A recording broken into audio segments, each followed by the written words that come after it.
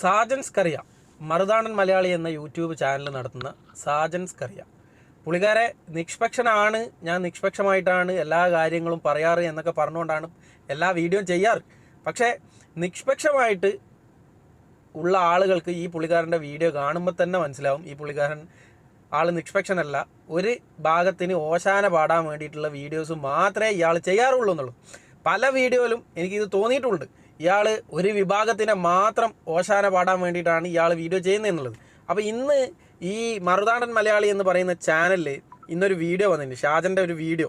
ആ വീഡിയോൻ്റെ തമ്പനെയിൽ ഇങ്ങനെയാണ് കേട്ടോ: ശോഭാ സുരേന്ദ്രൻ്റെ പോസ്റ്റർ ഹോട്ടൽ തല്ലി തകർത്തു, ഇങ്ങനെ പറഞ്ഞാൽ ഇനി പണി ഉറപ്പ്. ഞാൻ വിചാരിച്ചത് എന്താടാ സംഭവം, ശോഭാ സുരേന്ദ്രൻ മത്സരിക്കുന്ന ആ ഏരിയയിൽ ഏതെങ്കിലും പോസ്റ്ററോ കാര്യങ്ങളോ ആളുകൾ തല്ലിപ്പൊളിക്കുക, ഹോട്ടൽ തല്ലിപ്പൊളിക്കുക, ഭയങ്കര പ്രശ്നം എന്തെങ്കിലും നടന്നു എന്നറിയാൻ വേണ്ടിയിട്ട് ആ വീഡിയോ ജസ്റ്റ് ഒന്ന് ക്ലിക്ക് ചെയ്തു.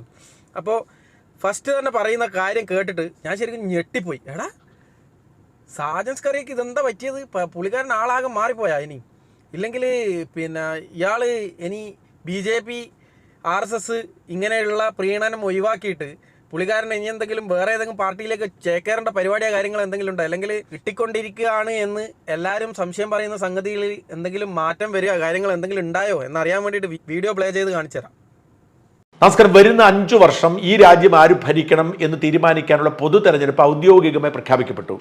7 ഘട്ടങ്ങളായി ഏതാണ്ട് 2 മാസം നീണ്ടു നിൽക്കുന്ന പ്രക്രിയയാണ് ഈ വലിയ രാജ്യത്തെ തെരഞ്ഞെടുപ്പ് എന്ന് പറയുന്നത്. ഏതാണ്ട് 100 കോടിയോളം ആളുകൾ വോട്ട് ചെയ്യുന്നതാണ്. ലോകത്തെ ഏറ്റവും വലിയ കം ടു ദ പോയിന്റ്. എന്താണിത് വലിച്ചു നീട്ടല്ലേ? Come to the point. ഈ ദിവസങ്ങളിൽ സോഷ്യൽ മീഡിയയിൽ ആരംഭിച്ചിരിക്കുന്ന ചില പ്രചരണങ്ങൾ മാത്രം ഇതിന് ഉദാഹരണമാണ്.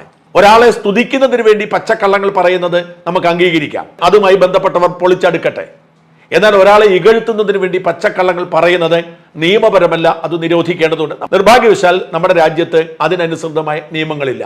എൻ്റെ കയ്യിൽ ഇന്ന് കിട്ടിയ 2 വീഡിയോകൾ ഇതിന് ഉദാഹരണമാണ്. ഒന്ന്, കരുനാഗപ്പള്ളിയിലെ ഒരു ഹോട്ടൽ അടിച്ചു തകർക്കുന്നതിന്റെ ആ ഹോട്ടൽ ഉടമയെയും അതിന്റെ നടത്തിപ്പുകാരെയും ക്രൂരമായി മർദ്ദിക്കുന്നതിന്റെ ദൃശ്യങ്ങളാണ്. ഈ ദൃശ്യം എനിക്ക് അനേകം പേർ അയച്ചു തന്നു. ഇന്നലെ രാത്രി മുതൽ ഇത് സോഷ്യൽ മീഡിയയിൽ വൈറലാണ്. ശോഭാ സുരേന്ദ്രന്റെ പോസ്റ്റർ പതിച്ചതുകൊണ്ടാണ് ഈ ഹോട്ടൽ ആക്രമിക്കപ്പെട്ടത്. ശരി, അപ്പൊ നിങ്ങളും പറയുന്നത് തന്നെയാ, ശോഭാ സുരേന്ദ്രന്റെ പോസ്റ്റർ പിന്നെ ഒരു ഹോട്ടലിൽ പതിച്ചെന്ന് പറഞ്ഞിട്ട് ഹോട്ടലങ്ങ് അടിച്ചു പൊളിച്ചാളില്ല, ബാക്കി കൂടി കേൾക്കാം എന്ന തരത്തിലുള്ള അടിക്കുറിപ്പോട് കൂടിയാണ് ഇത് പ്രചരിക്കുന്നത്. ഈ ദൃശ്യങ്ങളൊക്കെ അടിയും അക്രമവും തെറിവിളിയും ഒക്കെ ആയതുകൊണ്ട് ഞാനത് മുഴുവനെ കാണിക്കുന്നില്ല. പക്ഷെ വലിയ തോതിൽ ഇത് പ്രചരിച്ചു. ആർക്കും അത് വികാരം തോന്നും. ഇത് കണ്ടപ്പോൾ എനിക്കും തോന്നി, പ്രത്യേകിച്ച് കരുനാഗപ്പള്ളിയിലാണ്. സ്വാഭാവികമായും നമുക്ക് വിശ്വസിക്കാൻ തോന്നും. കാരണം നമ്മൾ കാണുന്നുണ്ട് ശോഭാ സുരേന്ദ്രന്റെ പോസ്റ്റർ ഒട്ടിച്ചിരിക്കുന്നത് നമ്മൾ കാണുന്നുണ്ട്. അപ്പോൾ സ്വാഭാവികമായും കരുനാഗപ്പള്ളി ഒരു ഹോട്ടലിൽ ശോഭാ സുരേന്ദ്രന്റെ പോസ്റ്റർ ഉണ്ടെങ്കിൽ ആക്രമിക്കപ്പെടാമെന്ന് കരുതാം. പക്ഷെ ഞാൻ അന്വേഷിച്ചു, ഇത് അവാസ്തവമാണ്. അത് ആ ഹോട്ടലിൽ ചിലർ ഭക്ഷണം കഴിക്കാൻ വന്നു, അവരെന്ത് ഓംലെറ്റ് ചോദിച്ചു, വൈകിപ്പോയി, അതിന് പേരിൽ അവർ അടിയുണ്ടാക്കിയതാണ്. ലഹരി മരുന്നിന് അടിമപ്പെട്ടവർ കാണിച്ചതാണ്. അതിന്റെ പിന്നിൽ രാഷ്ട്രീയമില്ല, ശോഭാ സുരേന്ദ്രനില്ല. ശോഭാ സുരേന്ദ്രന്റെ പോസ്റ്റർ ഒട്ടിച്ചതുകൊണ്ടല്ല അവിടെ നടന്നത് അതിക്രൂരമായ മർദ്ദനമാണ്. പക്ഷേ ഇത് ശോഭാ സുരേന്ദ്രന്റെ പോസ്റ്റർ ഒട്ടിച്ചതുകൊണ്ടാണ് എന്ന തരത്തിൽ പ്രചരിക്കാൻ കാരണം അവിടെ ശോഭാ സുരേന്ദ്രന്റെ പോസ്റ്റർ ഉള്ളത് കൊണ്ടാണ്. ഇത് പലരും ഷെയർ ചെയ്തു, പലരും വിശ്വസിക്കുന്നു, വൈകാരികമായി തന്നെ പ്രതികരിച്ച് പലരുമുണ്ട്. ശരി, അപ്പൊ ഞാൻ ഫസ്റ്റ് പറഞ്ഞത് ശരി തന്നെയാന്ന് തോന്നുന്നുണ്ടല്ലേ? സാജൻസ് കറിയൊക്കെ ഇത് എന്ത് പറ്റി? ഇങ്ങനെയൊന്നുമല്ല ആയിരുന്നല്ലോ.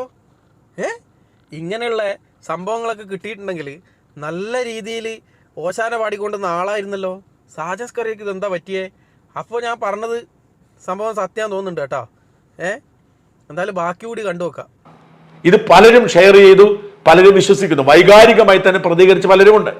ഇത്തരത്തിൽ ഒരുപാട് വീഡിയോ ദൃശ്യങ്ങൾ ഇപ്പോൾ മണിപ്പൂരിലെ കലാപവുമായി ബന്ധപ്പെട്ട് അല്ലെങ്കിൽ വടക്കേ ഇന്ത്യയിൽ പല സംസ്ഥാനങ്ങളിലും ക്രൈസ്തവർക്ക് നേരെ ആക്രമണം ഉണ്ടാവുന്നു എന്ന് പറഞ്ഞ് ഇതാ BJPക്കാർ സംഘികൾ ക്രൈസ്തവരെ അടിച്ചോടിക്കുന്നു, പള്ളി തകർക്കുന്നു എന്നൊക്കെ പറഞ്ഞ വലിയ ദൃശ്യങ്ങൾ പ്രചരിക്കുന്നുണ്ട്. ഇതൊന്നും ഈ സാഹചര്യത്തിൽ ഉണ്ടായതാവില്ല.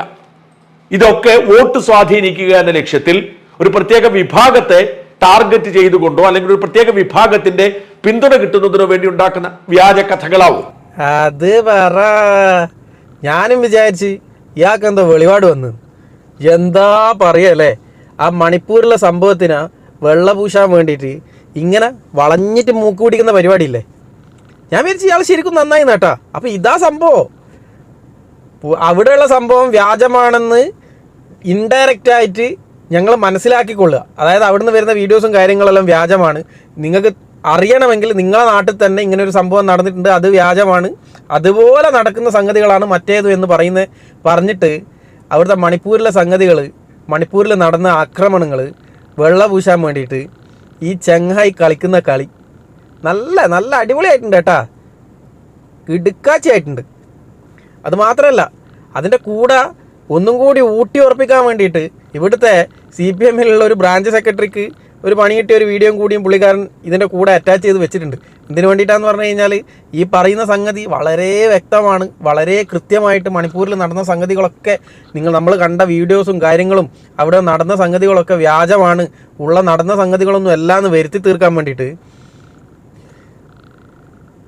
ചെയ്തു വെക്കുന്ന പണി ഇതിനേക്കാളും നല്ല വേറെ വല്ല പണിക്കും പോകുന്നതാണ്.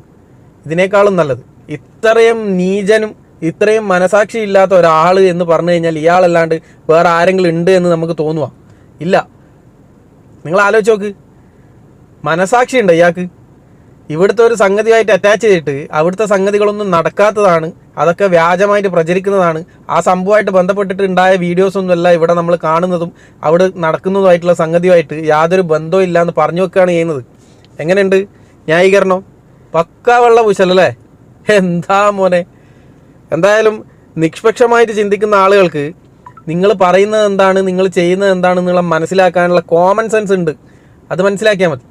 പിന്നെ നിങ്ങൾ പറയുന്നതെല്ലാം തൊണ്ട തൊടാതെ വിഴുങ്ങാൻ വേണ്ടിയിട്ട് ഇവിടെ ചാണകത്തിൽ മുങ്ങിയ കുറേ ടീമുണ്ട്, അവർ മാത്രമേ നിങ്ങൾ പറയുന്നത് തൊണ്ട തട്ടാതെ വിഴുങ്ങുള്ളൂ കേട്ടാ. എന്തായാലും ആ ബ്രാഞ്ച് സെക്രട്ടറിനെ പറഞ്ഞ കാര്യം കൂടി കേൾപ്പിച്ചു തരാം. ഇന്ന് കിട്ടിയ മറ്റൊരു വീഡിയോ സമാനമാണ്. ആ വീഡിയോയുടെ അടിക്കുറിപ്പ് ഇങ്ങനെയാണ്: ഇരിങ്ങാലക്കുടയിൽ നഗ്ന ചിത്രങ്ങൾ മോർഫ് ചെയ്ത് പ്രചരിപ്പിച്ച CPM ബ്രാഞ്ച് സെക്രട്ടറി സ്ത്രീജനങ്ങൾ പഞ്ഞിക്കിട്ടു എന്ന് പറഞ്ഞാണ്. ഈ വീഡിയോ ദൃശ്യം പ്രചരിക്കാൻ തുടങ്ങിയിട്ട് 1.5-2 വർഷമെങ്കിലും ആയിട്ടുണ്ട്. ഇതിന്റെ പശ്ചാത്തലം പണ്ടേ എനിക്കറിയാവുന്നത്. നമുക്കറിയാം, ഇരിങ്ങാലക്കുട മൂരിയാട് എന്ന് പറയുന്ന സ്ഥലത്ത് എംബറർ ഇമ്മാനുവൽ എന്ന് പറയുന്ന സെക്ട് ഉണ്ട്. ആ സെക്ട് CPM-ന്റെ പിന്തുണയോടെയാണ് അവിടെ അഴിഞ്ഞാടുന്നത്. അവിടെ എന്നും അടിയും പിടിയുമാണ്. അവിടുന്ന് ആരെങ്കിലും പുറത്തു പോയാൽ അവർക്കെതിരെ കള്ളക്കേസുകൾ ഉണ്ടാവും, വ്യാജ കഥകൾ ഉണ്ടാക്കും, അവരെ വിളിച്ചു വരുത്തി അടിക്കും, തല്ലും. ഇതൊക്കെ സ്ഥിരം പരിപാടിയാണ്. അവർക്കെതിരെ വാർത്ത കൊടുത്തതിന്റെ പേരിൽ എനിക്കെതിരെ പലയിടങ്ങളിലും കേസ് കൊടുത്തവര് പലയിടങ്ങളിലുണ്ട്, പല കോടതികളിലും കേസ് കൊടുത്തിട്ടുണ്ട്. അതായത് അവരൊരു പ്രത്യേകതരം സെക്ടാണ്. വ്യാജ കേസുകളാണ് അവരുടെ ഒരു അടിത്തറ എന്ന് പറയുന്നത്. എല്ലാവർക്കെതിരെയും പീഡന കേസ് കൊടുക്കും, എല്ലാ തരത്തിലുള്ള കള്ള കേസുകളും കൊടുത്ത് പിടിച്ചു നിൽക്കുന്ന ഒരു സെക്ടാണ് ഈ പറയുന്ന എംബറർ ഇമ്മാനുവൽ.